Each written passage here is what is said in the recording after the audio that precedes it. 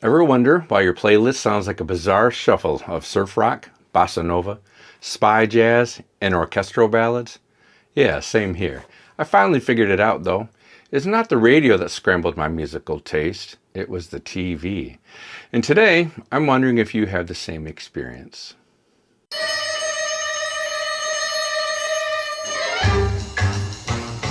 Hi, I'm Barry. I play music, I teach it, and like a lot of you, I grew up in front of a glowing screen. Back then, TV theme songs weren't background noise, they were full-on musical statements. And the variety? Insane. We're talking jazz, surf, classical, blues, Latin, folk, bluegrass, all in under a minute. Today I'm showing you how these TV themes hardwired my ears to love everything. Before Spotify, before curated playlists, you learned music from what you heard. And for a lot of us, TV theme songs were the first time we heard unusual time signatures, jazz voicings, funky bass lines, and tight orchestrations. You didn't know it at the time, but when you were watching Mission Impossible, you were learning how 5/4 time feels. That groove is off balance and brilliant.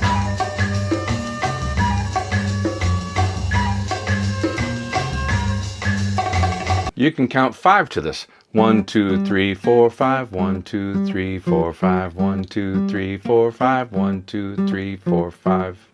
Like that. Composer Lalo Schifrin said he didn't even get a script. He just knew it had to sound like danger. Turns out the rhythm is basically loosed on Morse code for M-I. Dash, dash, dot, dot, dash, dash, dot, dot, dash, dash, dot, dot. You can't help but feel the suspense. Another one that I recently realized, going back and watching over the shows because I love this show so much, Room 222.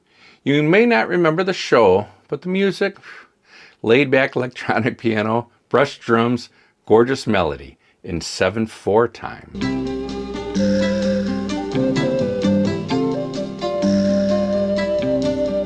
Yes, you can count 7/4 to this. 1, 2, 3, 4, 5, 6, 7. 1, 2, 3, 4, 5, 6, 7. 1, 2, 3, 4, 5, 6, 7. 1, 2, 3, 4, 5, 6, 7. Man, I love that. I didn't even know what 7/4 was as a kid. I just knew it felt smooth, but slightly off center, like the world had a secret rhythm. Later in life, when I was playing jazz or orchestral music, stuff like this had already tuned my brain to feel meter shifts. Now I Dream of Jeannie, that one snuck a whole genre into your living room. The theme we all know didn't even show up until season 2, and when it did, it came in with a bossa nova strut.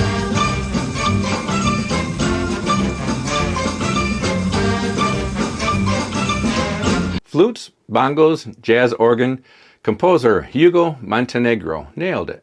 It's playful, syncopated, flirty, just like Jeannie. Even without lyrics, you instantly knew who Jeannie was. And that right there, that's musical storytelling. Character development in 30 seconds. Then there's Batman. Iconic, goofy, loud, but also a 12-bar blues.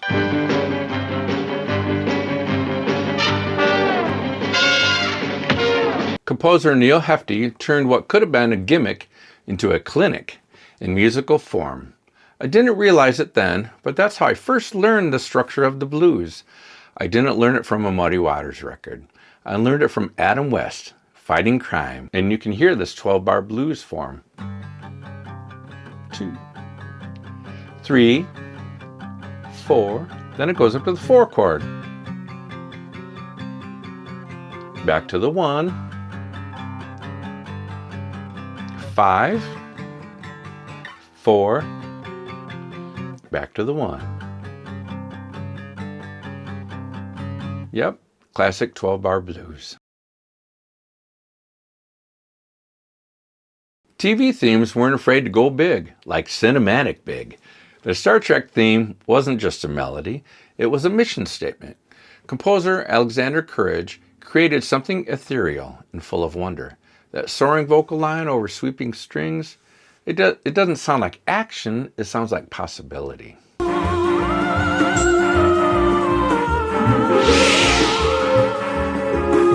The music opens with a kind of fanfare, then settles into this flowing spiral motion, perfect for floating through space.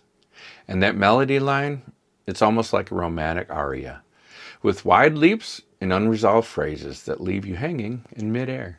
What really got me was how Courage makes traditional orchestration with almost dreamlike harmony. The use of high strings, harp glissandos, and wordless female vocals was bold for a TV theme in 1966. It didn't sound like a sci-fi adventure, it sounded like hope. That idea that we're headed somewhere unknown, but maybe better. This was the first time I heard music, not just as a background, but as a vision. And even today, that theme still gives me chills. And let's not forget the simplest tools. The Andy Griffith theme is just a whistle, some light guitar and drums, and a fishing pole.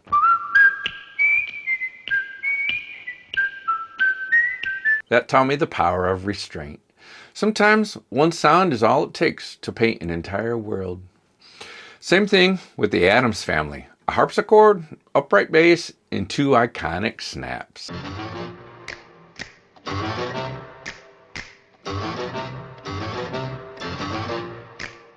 Just 2 snaps.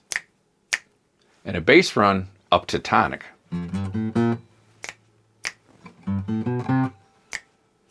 That's probably where I learned that bass run. I didn't know it at the time. These arrangements were smart, economical, and deeply musical. And hey, speaking of musical storytelling, Gilligan's Island nailed it too. Just sit right back and you'll hear a tale of a fateful trip that started from this tropic point aboard this tiny ship. Sea shanty in D minor all the way. You knew exactly who was stranded, and who got left out of the song until season 2? Looking at you, Professor and Marianne. And the Beverly Hillbillies. That's where my love of country and bluegrass started. Come and listen to my story about a man named Jed. A poor mountaineer barely kept his family fed. Flat picking, banjo rolls, and that unmistakable twang. It hit me right in the DNA. Lester Flatt and Earl Scruggs weren't writing a theme, they were preaching bluegrass. And then there's Hawaii Five-0, pure surf rock.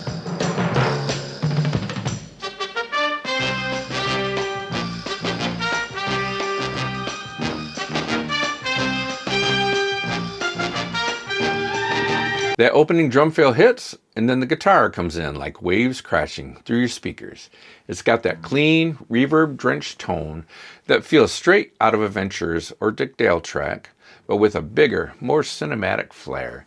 Morton Stevens fused surf guitar energy with punchy brass hits and tight snare work, like a beach band backed by a SWAT team. That galloping rhythm and minor key drive made it feel urgent, almost dangerous.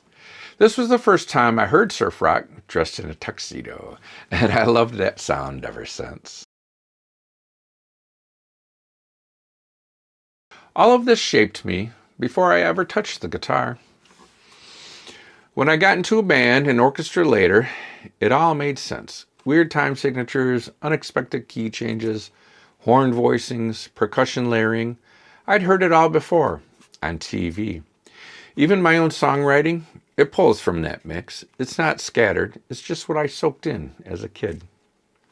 So yeah, if my taste in music sounds like a car radio stuck on shuffle, that's not a glitch, that's my education. Let me know in the comments what theme song stuck with you growing up. And if there's one that you want me to break down musically, structurally, you can tell me in the comments. And hey, if you're still watching, give the video a like, subscribe, thumbs up. And if you want to support the channel, you can buy me a coffee. The link's down below. See you next time for more music. Hey, we're the monkeys, and people say we monkey around, but we're too busy singing to put anybody